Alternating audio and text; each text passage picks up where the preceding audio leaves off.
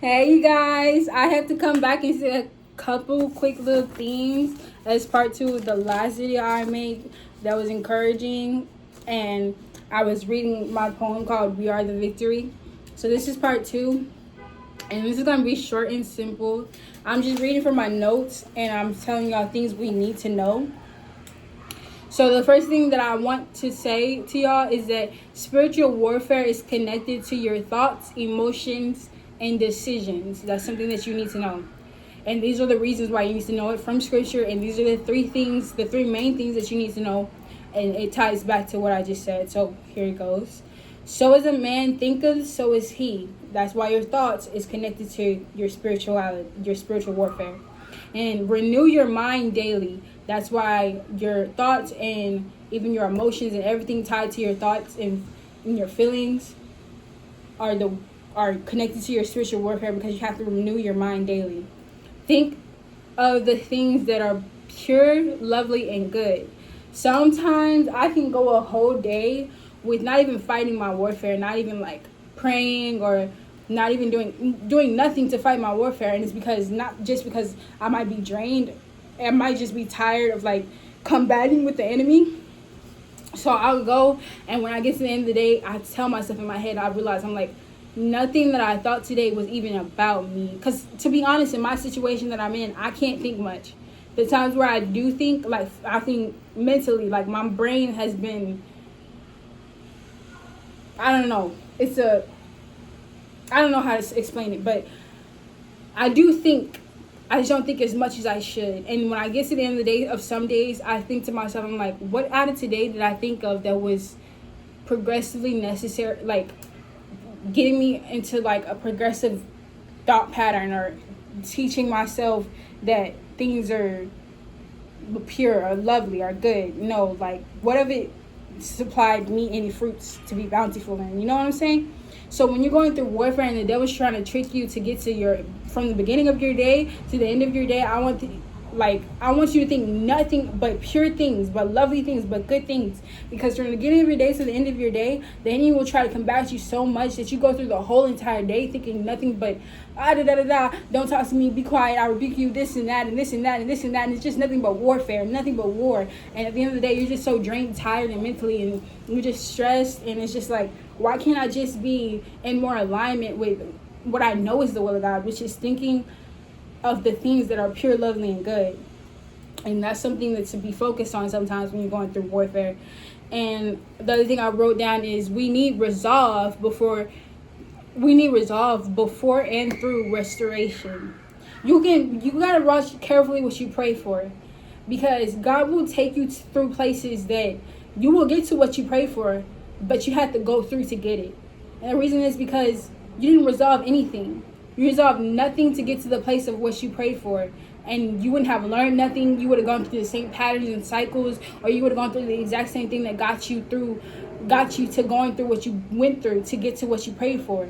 You have to sometimes resolve things. You have to find momentum that puts you on the next level. Sometimes God will prepare someone just to get to a level that's an inch above where they were from, just to bless them and say, you made it that far, so I'm going to bless you with exactly what you prayed for, and I'm going to take away everything. I'm going to strip you bare, and I'm going to show you how naked you are in beauty. I'm going to show you how, and when I say naked, I don't mean like, I mean in your truest state. I just mean what's it called? When I say naked, I just mean bare. So he says, and I could imagine this happening to someone. They're just like a second from giving up, or they're a second in change, or they're a second from this and they're a second from that, and it comes to a moment where they're like, finally I feel in alignment, finally I'm getting a thing that I prayed for, I'm in a measure that speaks more volume, I'm in something that's cultivated me, you know. And it's because you got a moment where you did exactly what God told you to do, or you did the right thing, you did a pure thing, a lovely thing, a good thing, and he blessed you just because you were being righteous. Sometimes it doesn't take like, well, I'm struggling and I'm going to work through it. Sometimes God doesn't actually really want us to work through these things that are caused by somebody else's free will, by taking away from our free will. No, he wants us to not have to battle, God doesn't want us to have to battle. We live in victory. God doesn't want us to have to fight against principalities. We live in victory. God doesn't want us to have to struggle. We live in victory. He wants us to be victors. He wants us to be victorious. But the most conquering thing that you can do is coming into a mindset that says, none of that is my reality. None of that is a part of God. None of that is godly. None of that is something of what my true nature is. And when I said being naked and unafraid, what I said is being naked, but being naked and being, and your own true nature is the most natural state you can be in when God strips you bare and he builds you up. God strips you bare and he gifts you. So get that resolved before you pray for restoration, before you go looking for restoration, before you find restoration.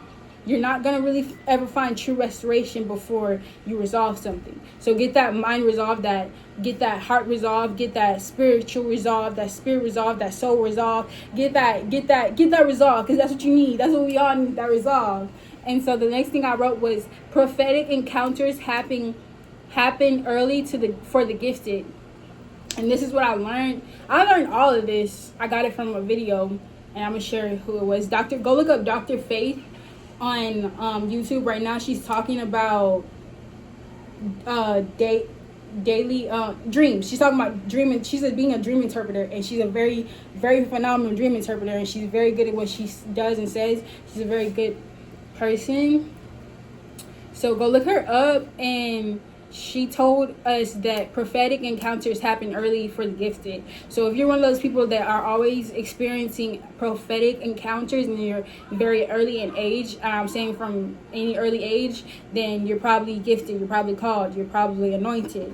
Okay, the next thing I wrote was bring every thought into submission and everything that exalts itself against the knowledge of God. Wait, hold on. Yeah, it says bring every thought into submission and everything that exalts itself against the knowledge of God. Okay, I don't think that was supposed to go together. I'm sorry. But hold on. So what I have to tell you is bring every thought into submission and everything into submission. Everything that's in your mind. When I tell you that I'm telling Jesus to hold myself captive, hold my every thought captive, it's because I need every thought to be under submission. But sometimes God is not going to do it for you. Don't think it's like, oh, I've been telling God out loud and in every way I can that I need him to bring everything under submission, because that is what you're supposed to do. But sometimes God's not going to do that because you need to do it yourself. It's like you have to, the thing that I learned when I was in a state of like expectancy out of God, I never got disappointed because I was like, I know he's my father, and my natural father isn't going to do anything for me that he knows that it's critical for me to do for myself, or it's substantial more for me to do for myself. Because if he teach me how to fold my clothes and then I do it myself, then I'm going to know how to fold my clothes. If he goes my whole life or a long period of my life folding my clothes for me, I never learned anything. So God's not just going to continuously do everything for you, because you're never going to learn how to do anything for yourself. So sometimes you have to learn how to take your own thoughts into submission, and I'm going to teach you how. So sometimes you have to take your own thoughts into submission by breaking patterns and cycles. So some days it's like, I think in 3 days straight, I caught myself thinking, and this is just an example, in 3 days straight, I caught myself thinking I need caffeine because I need energy. I need caffeine because I need to stay awake. I need caffeine because, oh my God, I need that boost. But I know for a fact that even before I started thinking this, I knew that it's not good to consistently drink caffeine over and over again, because that's not something that you naturally need or something that you should naturally drink over and over again for the body. For the body, it's not good. It can break down things that aren't supposed to be broken down in the body and of the body. So when I come to the realization of that, I have to break the cycle. I have to break the process. And I have to teach myself to think differently, or think the same thing but in a different way. Bring some type of difference to how I'm thinking. And this is the most important one because it's the hardest one to do. But when you're doing this, you're bringing your thoughts to submission just by changing them. It's like I'm holding them captive and I'm bringing them to submission using change. And I'm charging my mind to consistently remind me without me having to think. It'll think to me or think for myself and say, I don't need to drink that king 3 times a day. I don't need to drink caffeine 6 times in one day. I don't need to drink caffeine over and over again out of a week. Like, it's not good for me, especially if I'm putting a bunch of sugar in it or whatever. Whatever you have to add to it, whatever you have to do to just bring it under submission. Because sometimes those are things, the type of things that we can do ourselves, you know? And then the last thing I wrote is, that part where I said that exalts itself against the knowledge of God. Anything that exalts itself against the knowledge of God is not something that we want to be dealing with, because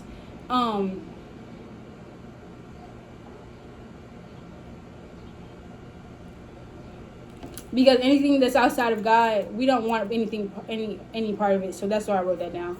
But and then the very last thing is that pray for interpretation, understanding, and procedure. So when you're getting certain dreams, when certain things are happening and you can or can't understand, you need to pray for interpretation, understanding, and procedure. If anything is worrying you, or if you just don't understand, or if you do understand but you need you feel like you need enlightenment, or you need something to put behind what you know, then pray for interpretation, pray for understanding, pray for procedure. Also, I wrote pray for providence, wisdom, and insight, then apply truth to your knowledge. Okay, and that was the last thing, and I need y'all to know that, because whenever my mom says that, she told me something, and this is the last thing I'm going to say in this video, and I'm going to end it.